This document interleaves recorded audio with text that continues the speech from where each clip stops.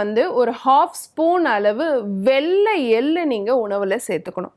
So daily அதை வந்து வாயில் போட்டு மென்று சாப்பிட்டுட்டு ஒரு டம்ளர் தண்ணி குடிச்சிட்டு வந்தீங்க அப்படின்னு சொன்னால், வெந்நீர் எடுத்துக்கிட்டீங்க அப்படின்னு சொன்னாலே எலும்பு தேய்மான நோய் படிப்படியாக குறையறதுக்கு வாய்ப்பு இருக்குது.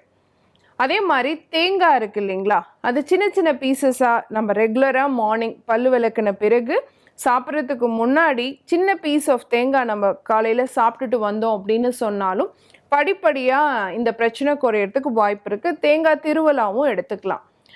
ஸோ இதில் என்னென்னா கால்சியம், மெக்னீஷியம், ஜிங்க் இது மூணும் தான் எலும்பு வளர்ச்சிக்கும் எலும்பினுடைய உருவாக்கத்துக்கும் தேவையான முக்கியமான ஒரு கனிம பொருளாக இருக்குது.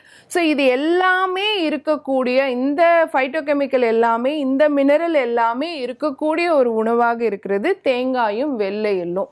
ஸோ வெள்ளை எள்ளு டெய்லி 1/2 ஸ்பூன் எடுத்துக்கலாம். தேங்காய் நம்ம உணவில் சேர்க்கறது மாதிரி சேர்த்துக்கலாம். காலையில் டெய்லி ஒரு சின்ன பீஸ் தேங்காய் சாப்பிட்லாம்.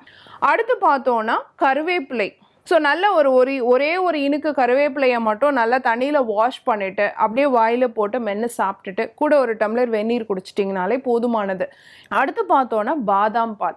பாதாம் பால் அப்படிங்கிறது நம்ம வீட்லேயே தயார் பண்ணணும். டெய்லி காலைல ஒரு 6லேருந்து 7 பாதாம் பருப்பை வந்து தண்ணியில் ஊற வச்சுடுங்க. சாயந்தரம் அது தோலை உரிச்சிட்டு நல்லா மிக்சியில் போட்டு அரைச்சிடுங்க. அது கூட நீங்கள் வெதுன்னு பால் சேர்த்து நைட் தூங்க போகிறதுக்கு முன்னாடி எடுத்துக்கோங்க.